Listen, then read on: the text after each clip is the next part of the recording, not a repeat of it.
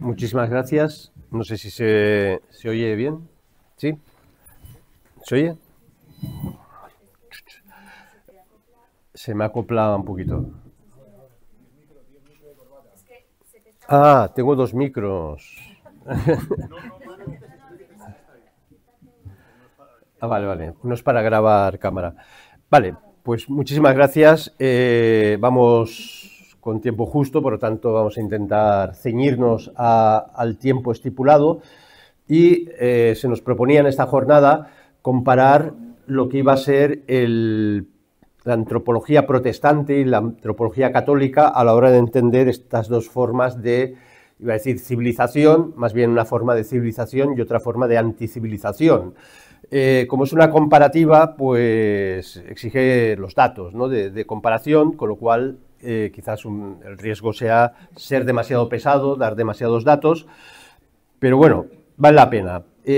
Cuando se hacen comparativas es muy importante la sucesión temporal, que normalmente no la solemos hacer, para darnos cuenta cómo los acontecimientos, en el caso de lo que hace la monarquía hispánica y en el caso de lo que hará el mundo anglosajón respecto a América, cómo se va sucediendo. Y una vez ves las comparativas temporales, te das cuenta que países o reinos que más o menos eran homogéneos en su nivel de desarrollo tecnológico, como Inglaterra o como España, pasa lo siguiente. Colón llega en 1492 a América, en 1500, 8 años después, llega John Cabot.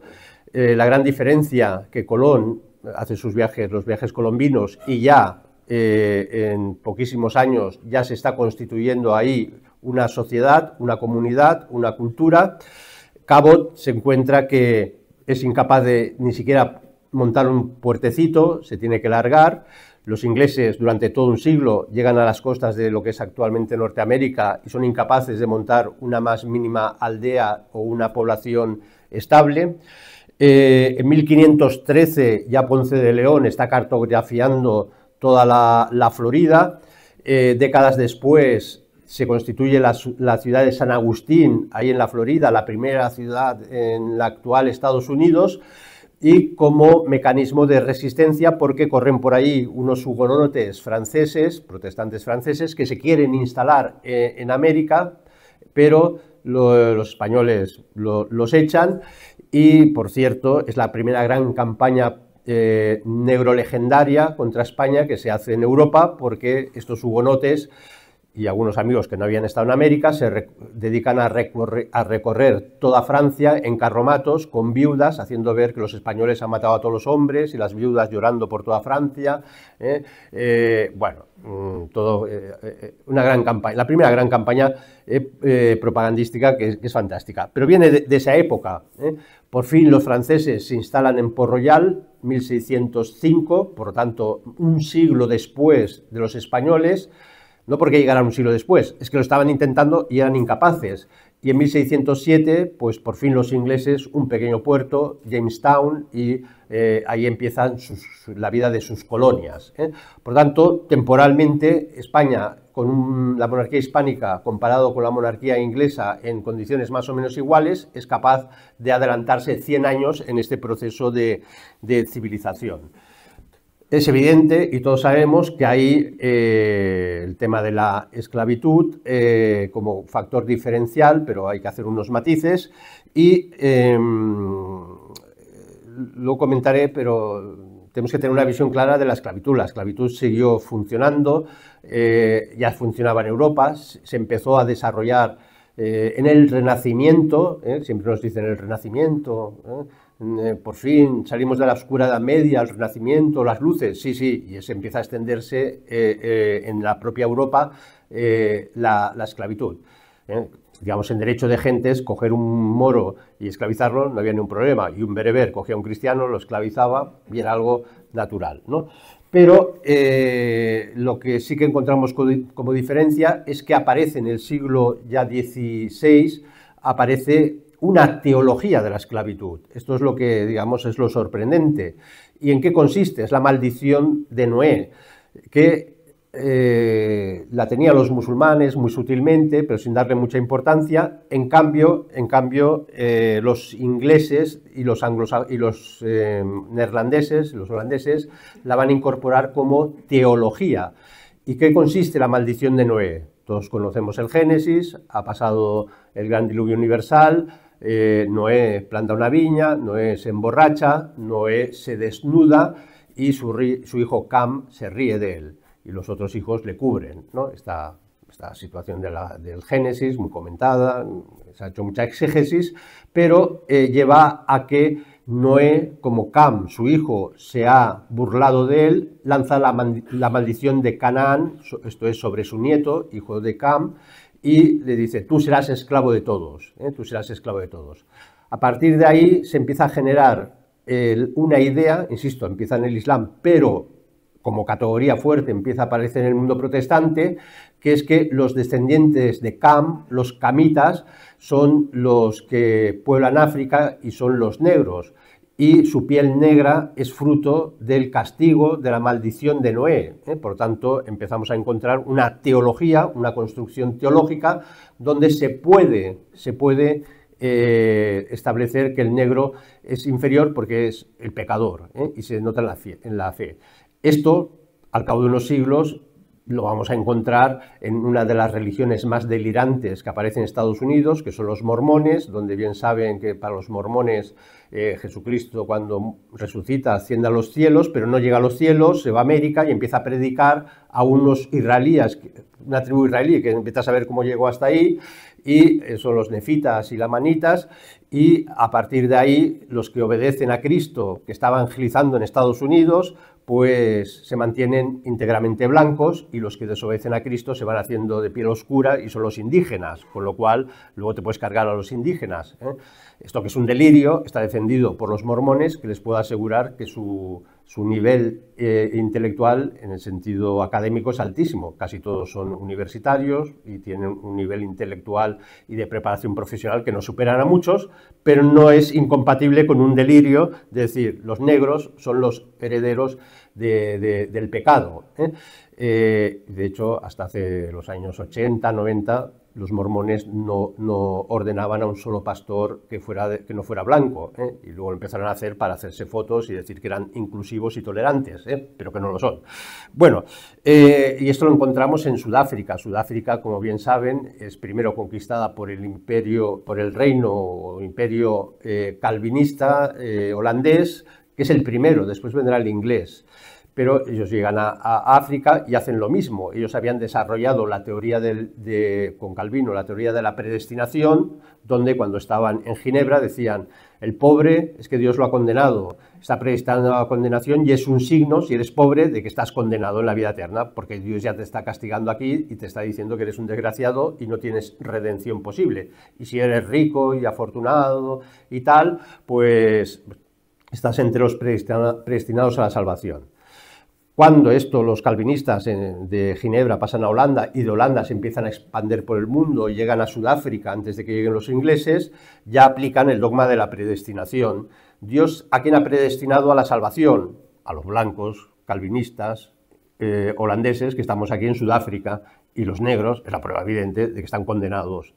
Bien, esta configuración teológica de este racialismo o este racismo no lo encontramos ni lo vamos a encontrar, evidentemente, en el pensamiento católico, y mucho menos personajes como San Martín de Porres, que por cierto, César Vidal se ríe mucho de los católicos, fíjate, tenían ahí un indígena negro, hijo ilegítimo, y lo pusieron ahí en un convento para que barriera, Fray Escoba.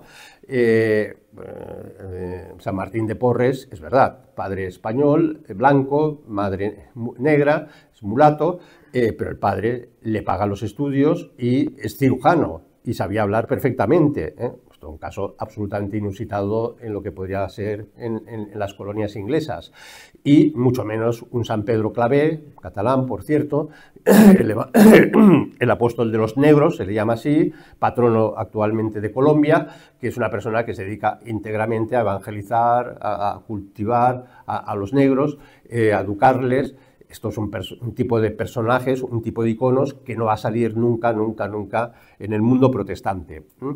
Se podía hablar de estadísticas, de el peso de los negros esclavos en América y qué papel tuvo España.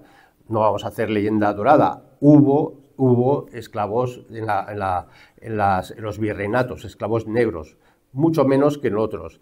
Hay muchas estadísticas, son muy difíciles los estudios comparativos, pero yo he recogido varias investigaciones y más o menos en varios siglos, que van desde el siglo XVI, siglo XIX, insisto, son datos que bailan, pero bueno, son intuitivos. ¿Quién moviliza más esclavos de África a América? Inglaterra, 2,5 millones.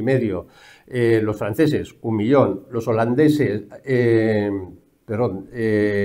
los franceses 1 millón. Los portugueses, 1 millón. Los holandeses, que cuantitativamente es una potencia menor, 500,000. Y los españoles, muchísimo menos.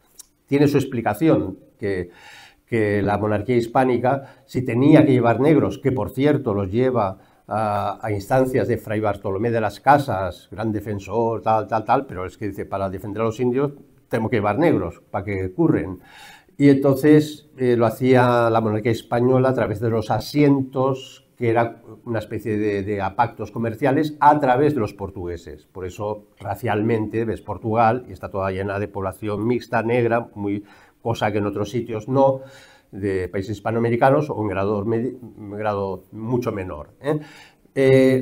Entonces sí que existía esclavitud y era legal. Había la compañía gaditana de negros en Cádiz y, por cierto, la llevaban vascos, la controlaban vascos, y bueno, pero bueno, cuantitativamente era, insisto, muy poco. Y entonces, ¿dónde está la novedad? La novedad es la que Isabel la Católica escribe a Obando, gobernador de la Española, y dice, a los negros no se les esclaviza. O sea, la gran novedad es que encontrarse un pueblo, porque hasta entonces todo el mundo esclavizaba a todo el mundo, ¿no? Y no pasaba nada. Y entonces que alguien diga, no, a estos no se les esclaviza, y se insiste, a estos no se les esclaviza. Esto es la absoluta novedad que incorpora la monarquía hispánica al derecho de gentes. Y a partir de ahí vienen una sucesión de leyes impresionantes.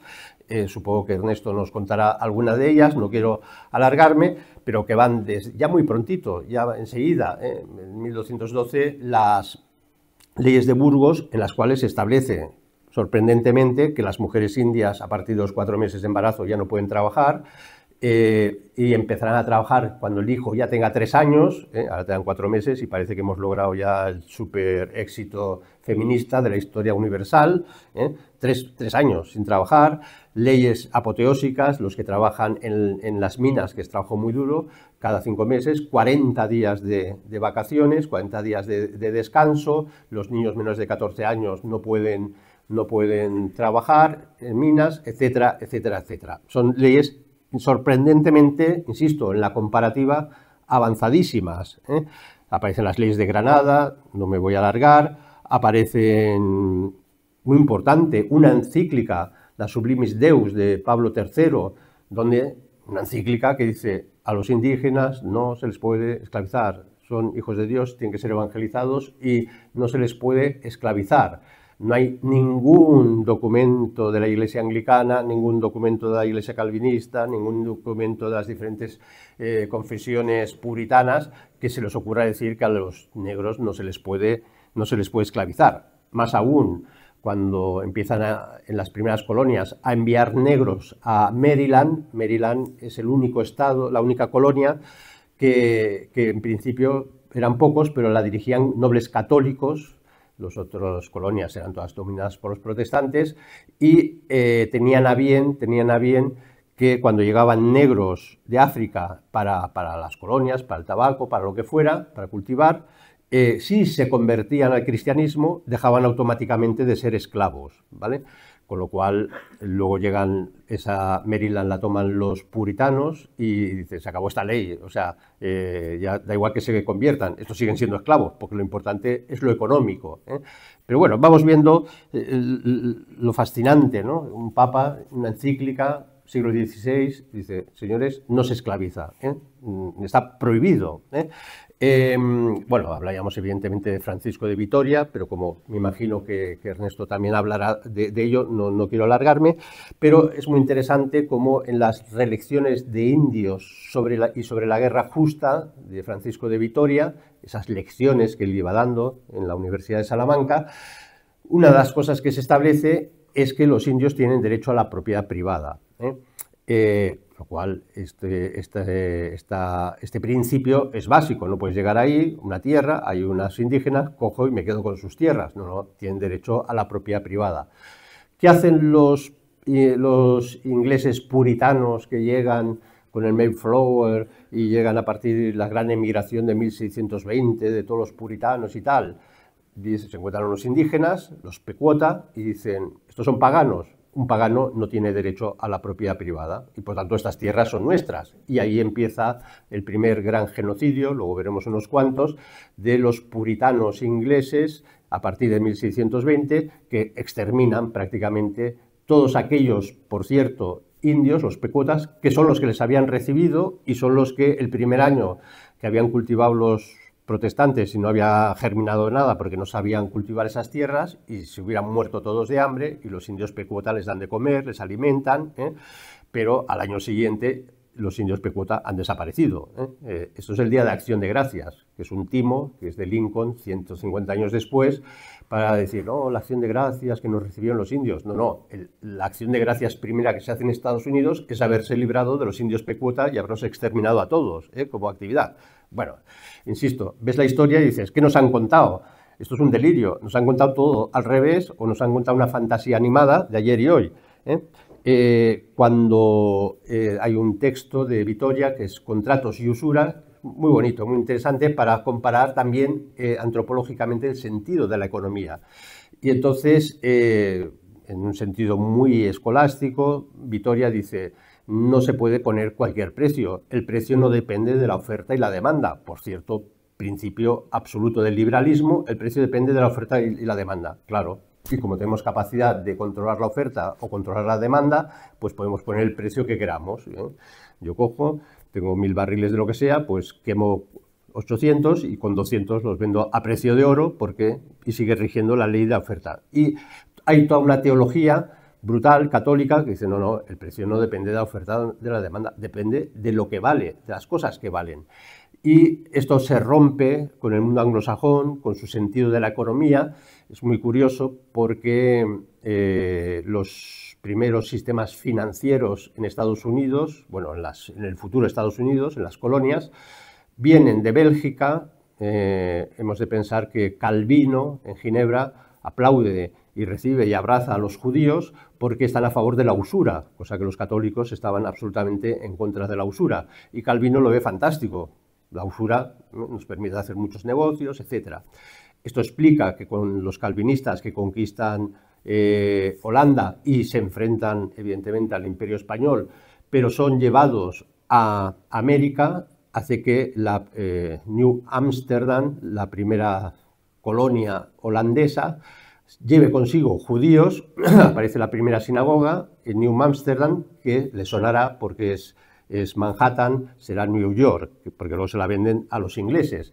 Y a partir de ahí se empieza a crear ya todo un sistema financiero, que luego es el que hemos vivido y el que es dominante, en el cual la economía ya no depende de la realidad. Por lo tanto, el dólar no depende de la realidad, el Bitcoin no depende de la realidad, todo un sistema financiero que, por cierto, nos va a llevar a la gran cataclismo económico, porque hemos creado una economía que nada tiene que ver con la realidad, pero esto ya en Vitoria ya está, contratos y usuras, cómo tiene que ser la economía. Aparecen también las leyes nuevas, 1542, jornada laboral 8 horas. Y ahora vienen los socialistas, no, gracias a nosotros conseguimos las 8 horas. Oiga, déjense de puñetas, esto viene de hace muchos siglos atrás. Y una que no es muy conocida, 1612, las leyes de Alfaro.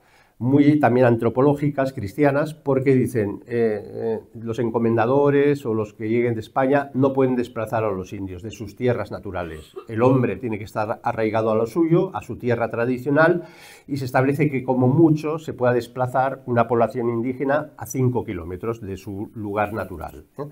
Esto veremos que evidentemente también va a tener unas influencias notabilísimas si lo comparamos con lo que va a pasar con los ingleses. Pero antes, una reflexión, curioso, esto casi nadie lo sabe, pero vale la pena incidir en ello. Todas las leyes, todo el cuerpo legal que se está constituyendo, que por fin recopila Felipe IV, el penúltimo Austria, las leyes de Indias que se conocen, todo esto, digamos, si lo comparamos, todo lo que hemos dicho, la negación de la esclavitud, los derechos que tienen, estos avances jurídicos impresionantes, vamos a la Revolución Francesa. La Revolución Francesa nos la han vendido como el gran triunfo de los derechos universales del hombre. De hecho, en la Declaración de 1789 se lee: los hombres nacen y permanecen libres iguales. Y este texto, esta declaración, es repetida en la primera Constitución republicana, 1791, tras la Revolución Francesa, donde se lee lo siguiente, se lee preámbulo: los representantes del pueblo constituidos en la Asamblea Nacional han resuelto exponer en una declaración solemne, que era la que he leído antes, la de los derechos humanos, los derechos naturales, inalienables y sagrados del hombre. Y dices, bien, por fin, ha llegado la modernidad, el hombre, la justicia, todo fantástico, ya ni España, ni la monarquía hispánica, ni los carcas, ni la Edad Media, las épocas oscuras, por fin las luces, han triunfado. Constitución 1791, te la lees, te vas abajo de todo, los títulos, los típicos títulos de tal, que digamos matizan en qué consiste esta Constitución. Título séptimo, de la revisión de los decretos constitucionales. Está la Constitución y el título séptimo dice, vamos a revisar lo que hemos dicho. Y dice, las colonias y posesiones francesas en Asia, África, América, a pesar de que formen parte del Imperio francés, no están incluidas en la presente Constitución. Todo el mundo tiene todos los derechos. Si eres francés, nació en Francia, pero si eres un negro que estás en Asia o estás de tal, esto ya no cumple. Y lo dice constitucionalmente, manda narices, ¿no?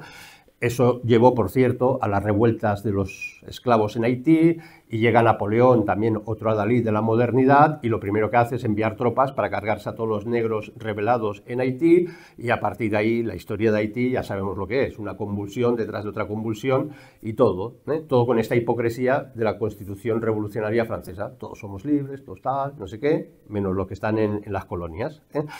Esto me recuerda mucho la Declaración de Independencia de Estados Unidos. Es brutal, porque en los colegios siempre se enseña el principio, que es muy bonito, donde se dice, sostenemos como evidentes estas verdades, que todos los hombres son creados iguales. Por eso Estados Unidos es la madre de todas las democracias, que son dotados por su creador de derechos inalienables. Y sigues leyendo la Declaración de Renta, cosa que hay Declaración de Independencia, fallo lapsus lingüe, la Declaración de Independencia, vas bajando, que ya no se lee en los colegios, que ya no lo lee nadie, y se avisa de qué hay que hacer con, literalmente, esos despiadados indios salvajes que han estado con el rey luchando contra nosotros. Todos somos libres iguales, pero hay que exterminar a los indios salvajes, que estos son todo menos seres humanos.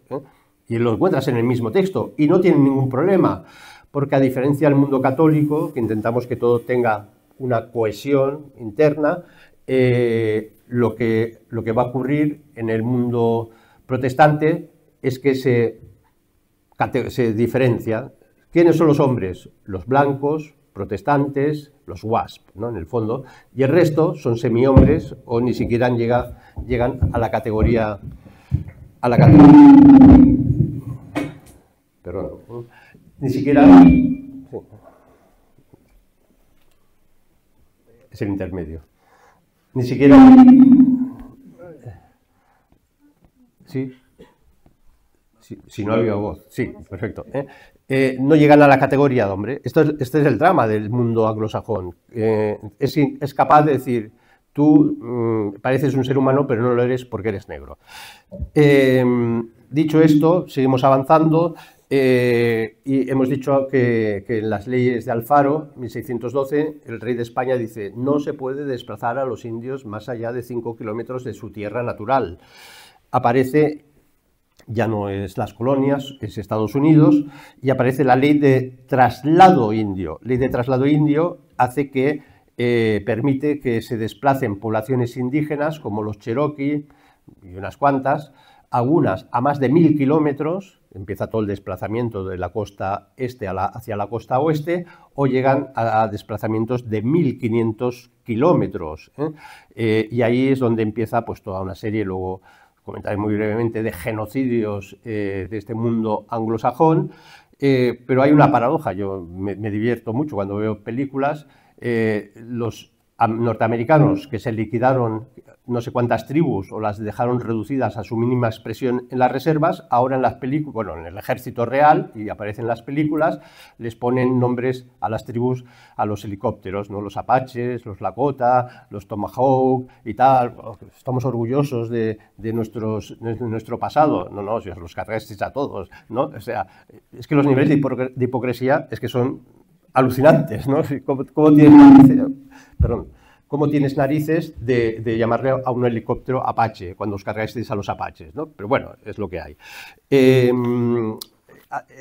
Con respecto a todas estas leyes que expulsan, bueno, estamos ahí, son los protestantes que dominan la tecnología y nos están... están las leyes del reparto. Voy a alejar un poco. Las leyes del reparto era cuando ya los indígenas se les había desplazado, entonces decía, bueno, ahora vamos a organizar el territorio, hacemos parcelas, y de 100 parcelas de vuestro territorio y vuestra reserva, vosotros os quedáis una parcela y las otras se vendían, ¿eh? Son leyes, todo ya es un cuerpo legislativo que el indígena evidentemente ya no puede hacer nada, ¿eh? Se conoce en Estados Unidos el Sendero de las Lágrimas, que es esas rutas de los indios que estaban en la costa este del Mississippi, que son todos expulsados y al otro lado y hacia occidente, y todo esto. Cuando vimos la película Bailando con Lobos y qué bonito, todo ecuménico, y se encuentran unos indios y tal, la última frontera, no, esa no era la última frontera, esa era la frontera que ya habían provocado desplazando miles de kilómetros a indios, pues a las zonas de Oklahoma, etcétera, etcétera, ¿no? O las matanzas de búfalos, que lo hemos visto, hay una película magnífica que es Centauros del Desierto, que John Wayne en un momento empieza a matar búfalos. ¿Y para qué matas búfalos? Para que no coman los indios. Y esto es una película, pero esto es real. Hubo una matanza de cientos y cientos y cientos de miles de búfalos que llegaron casi a exterminarlos, y se hacía con la clara intención de que los indígenas no tuvieran alimentos, se murieran simplemente de hambre. Era un intento de crear un genocidio por hambre absolutamente programado, ¿eh? Y hay unas fotos inmensas de la época de miles y miles y miles de cadáveres de búfalos ahí acumuladas, que no se cazaban para que los blancos comieran, era para que los indios no comieran, ¿no? Y bueno, y seguiríamos con esto. Voy rápido, pero lo importante aquí es simplemente tener una visualización de comparativa de datos, ¿eh? Los matrimonios mixtos, claro, al final sabemos que una civilización se crea a base de fusión por los matrimonios mixtos, ¿eh? Los matrimonios mixtos hoy en Estados Unidos siguen siendo limitadísimos. El primer matrimonio mixto moderno es 1967. Antes de 1967, si una persona se casaba con alguien de otra raza, la multa o la pena era 1 año de cárcel, si te casabas con otra persona. Y evidentemente se practicaba el apartheid espacial y todo. Si uno va a San Francisco, es muy bonito, porque está la nueva catedral, que es feísima, pero se va a la antigua, estilo neogótico, muy bonita. ¿Y dónde está? Y dices, tienes que irte a la súper lejos, y está en el barrio chino. Y claro, tiene su sentido, porque el barrio chino en San Francisco venían muchos chinos, pero que eran como esclavos, y era el barrio más miserable, más asqueroso, no tenía ningún servicio, y allí les dejaron a los católicos, mira, ahí podéis estar con los chinos y vuestra catedral, y tal. Todo esto es la sociología de Estados Unidos, pero que está ahí marcando claramente esta negatividad.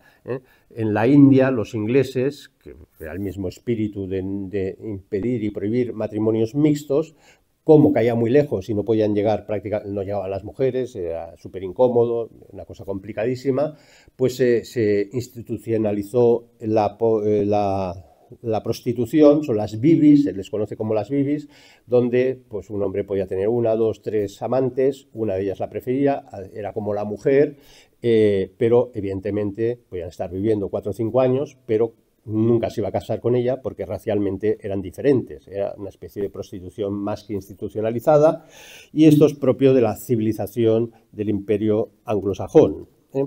Bien, en las comparativas de educación, etcétera, hay muchos datos, ha corrido mucha cosa por internet, no quiero alargarme y quiero cumplir el tiempo que se me ha destinado, pero bueno, dar unos pequeños datos también significativos. Sabemos que España construye más de una treintena de universidades entre América y Filipinas. El primer colegio mayor, que no es un colegio mayor, es el que funda Harvard, lo funda ya en el siglo XVIII, cuando la primera universidad española es la de Santo Domingo, 1538, por lo tanto 2 siglos y medio antes, y la Universidad de Harvard es conocida porque Harvard era un pastor protestante, donó una gran biblioteca que él tenía, 400 volúmenes, se lo dona a un colegio que va a ser un colegio para educar pastores protestantes, y luego hasta el siglo XIX no empieza la famosa Universidad de Harvard, como una especie de continuidad. Pero cuando Harvard ya ha constituido este centro de educación para protestantes, tienen la colosal cifra de 4.000 volúmenes.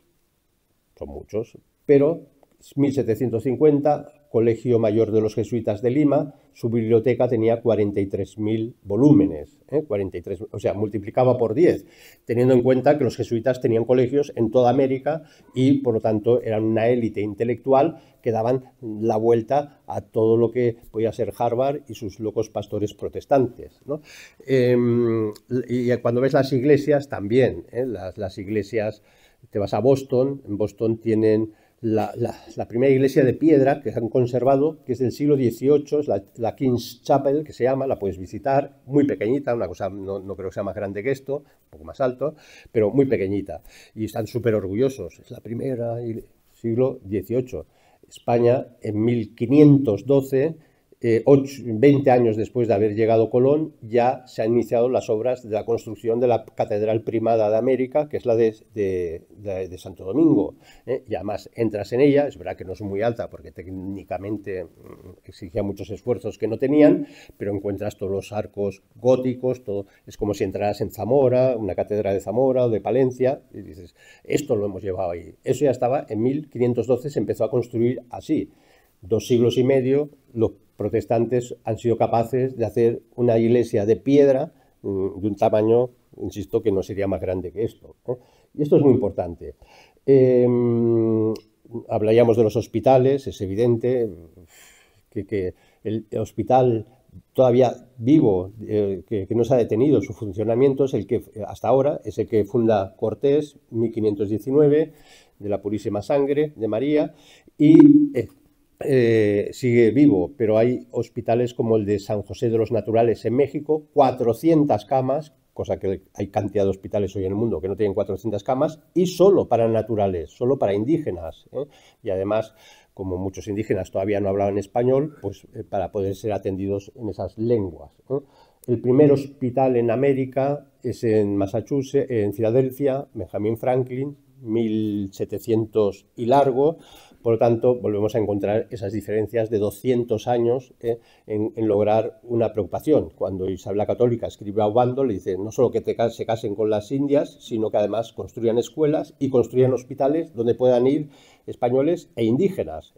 Todos estos documentos, insisto, son magníficos. Y si vamos a las gramáticas, pues la relación temporal vuelve a ser perfectamente ilustrativa. 1492, gramática española en Nebrija, esto lo sabemos todos. 1547, la Nualt, la de los mexicas. 1560, la quechua. y después, 27 años más tarde, 1587, la inglesa.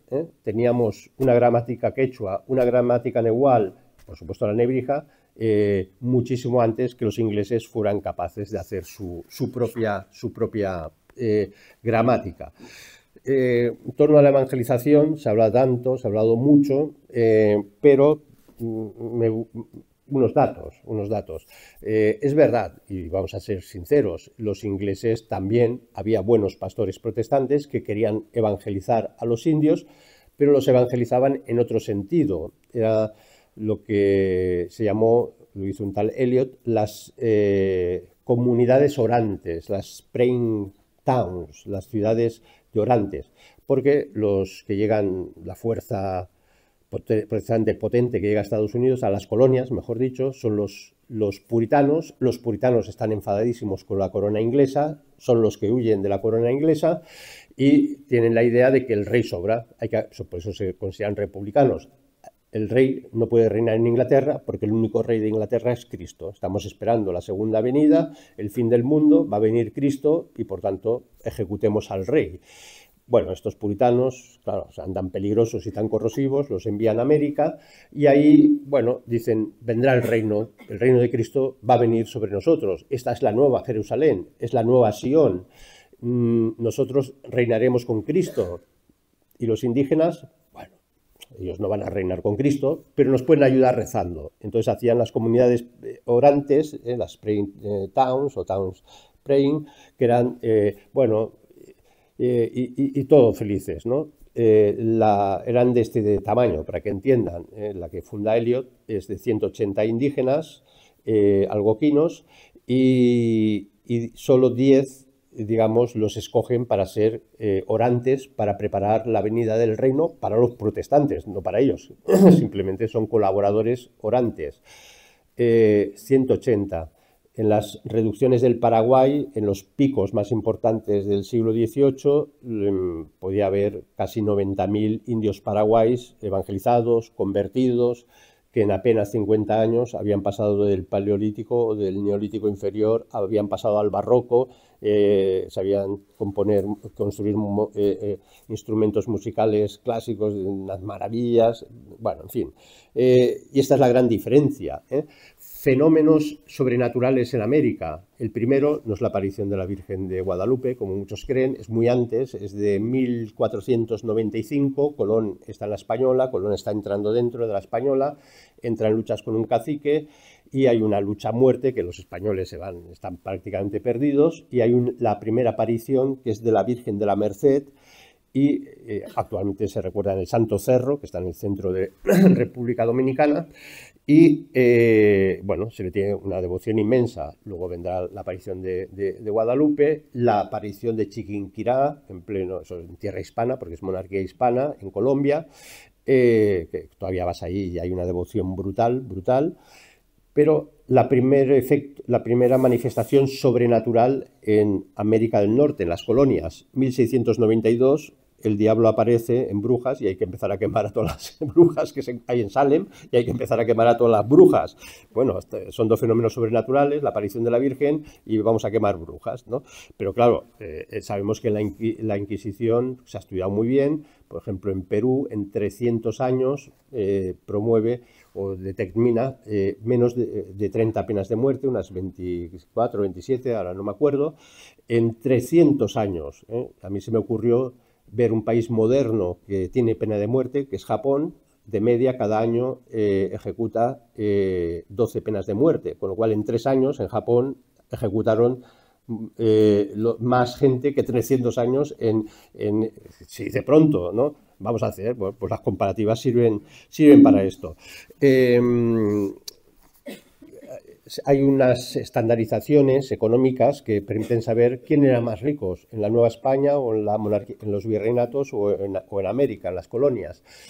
Y hay el test que es Jerry Camis, se llama así Jerry Camis, y bueno, es una estandarización económica y establece que en Nueva España la riqueza, el nivel de riqueza siempre fue mucho más alto en las colonias. Se come más carne per cápita en México que en Massachusetts, para entendernos.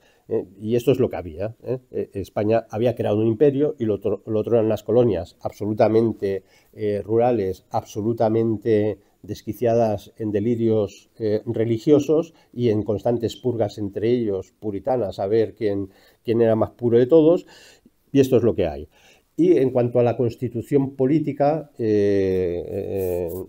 Peralta ya ha dicho cosas muy interesantes.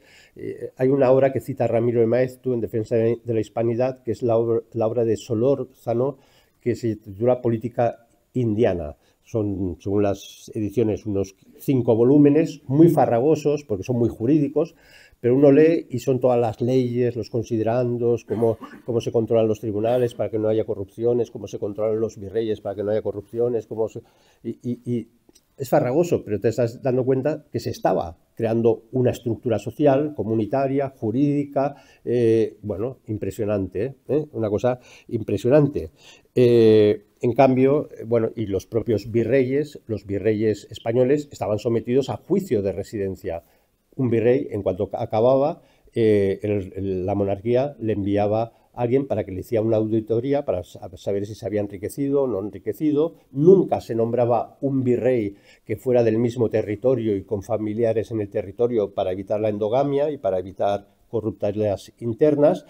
¿Y esto por qué lo digo? Porque los ingleses, sobre todo los ingleses que van desarrollando su imperio a través de la Compañía Oriental de India Británica, en el siglo XIX, los virreyes los nombraban no el rey, no la reina, los nombraban los accionistas de la Compañía de Indias. Los nombraban. Hemos de pensar que el imperio británico lo realiza la Compañía Británica de Indias Orientales, que tiene un ejército de 260.000 mercenarios que duplica al ejército de la monarquía. Y la reina les entrega absolutamente toda la India. ¿Y qué hace esta compañía para evangelizar o para civilizar? Sembra opio desde...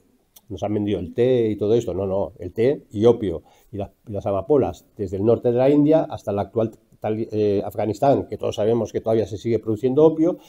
La propia compañía vende todo ese opio a China, dopa y deja drogada a la población china. De ahí vienen las famosas guerras del opio, que es como para que nos imaginemos lo del fentanilo y todo esto. O sea, China quedó destruida y todo esto lo hace esta es la forma de civilizar del imperio británico, hacer unas fortunas inmensas a base de drogar a miles, por no decir millones, de indios. Y todo esto lo controlaban ellos, ni juicio de residencia, ni jurisdicciones, ni nada de nada, ¿no? Y voy mirando el reloj para no pasarme. 10 minutos. Sí, tengo controlado. Muchas gracias. Y entonces, ¿todo esto a qué va a llevar? Bueno, evidentemente va a llevar a muchas cosas. Los grandes genocidios. No se hablan de los genocidios, pero los genocidios, o sea, si dice, el español hizo un genocidio, mire, quien hizo el genocidio fue la viruela, está muy estudiado. Hay un autor fascinante que es Pierre Chony, francés, hugonote, pero superhispanista, ya está fallecido, pero quería mucho España, estudia muy bien la hispanidad y cuando estudia las debacles demográficas en América, los españoles fueron enfermedades, o sea, digamos, por guerras, conflictos, es imposible unas caídas poblacionales tan salvajes porque son por las fiebres. Pero los genocidios ingleses, ojo, ellos sí que provocan. A Pizarro le acusaron, y es falso, es parte de la leyenda negra, de que iba con mantas, con viruela para contagiar a los pobres indígenas. De esto no hay más allá que cosas que escriben los ingleses porque saben que lo hicieron ellos, lo hicieron. Y entonces esto en el siglo XVIII tenemos ya un registro de un personaje, de un oficial británico en las colonias americanas, donde dice, podemos coger mantas contagiadas de viruelas y enviárselas a esto. Está el registro, este documento existe.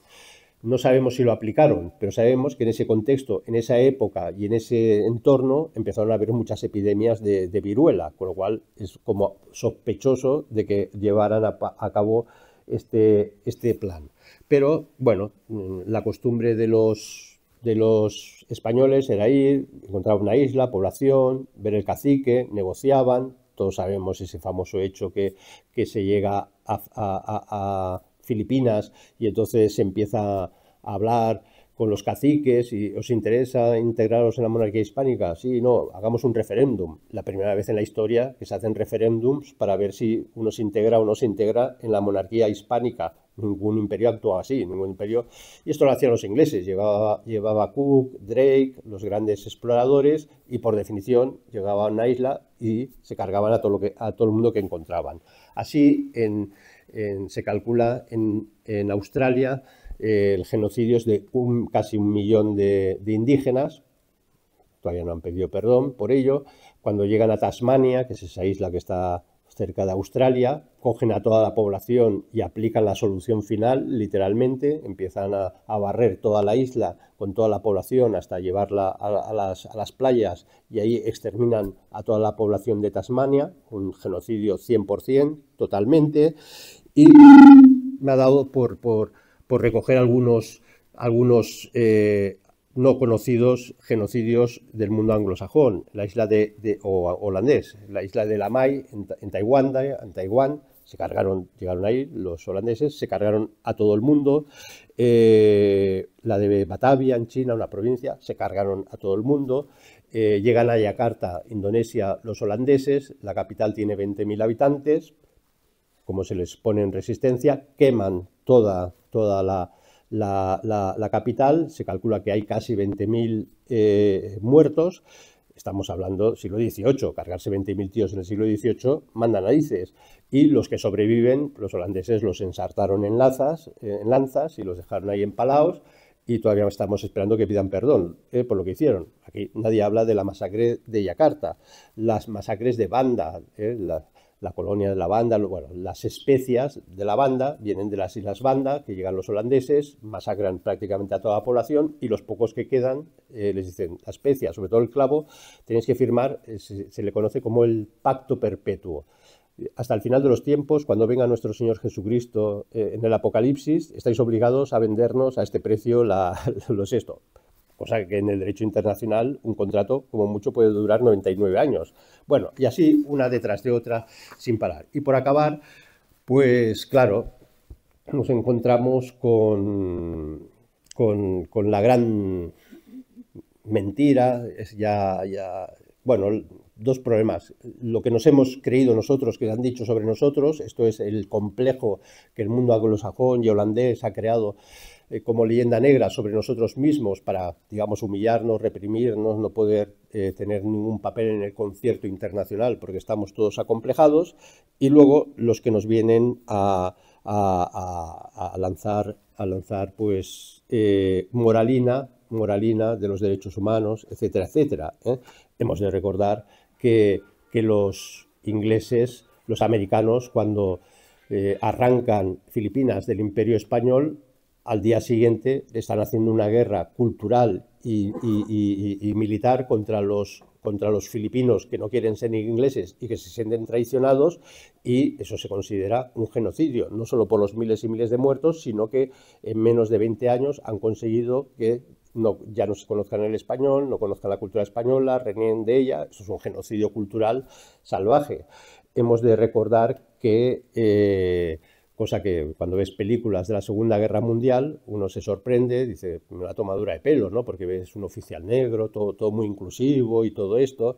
Miren, el ejército americano liberó a Alemania del racismo de Hitler, entre comillas, con ejércitos segregados racialmente, porque hasta 1948, después de la Segunda Guerra Mundial, aplica las leyes raciales dentro del ejército de Estados Unidos, y no puede haber oficiales negros, no puede haber suboficiales en la Armada que sean negros, y los blancos y negros van en batallones diferentes, duermen en espacios diferentes y comen comida diferente. O sea, un ejército profundamente racialista, lucha contra el racismo, manda narices, y nos han hecho colar que esta es la gran lucha por la democracia, y encima te tiran 2 bombas atómicas y se quedan tan campantes y aquí no ha pasado nada, ¿no? Entonces, bueno, ante todo esto, esta pequeña comparativa era la intención de esta exposición. Yo creo que lo que nos podemos quedar, y lo más importante, es que porque estamos ante la victoria del mundo anglosajón, de esta anglosfera, pues tenemos que recuperar nuestra dignidad, tenemos que recuperar nuestra historia, tenemos que recuperar realmente lo que somos, y a partir de ahí pues es reivindicar la verdadera historia. Muchas gracias.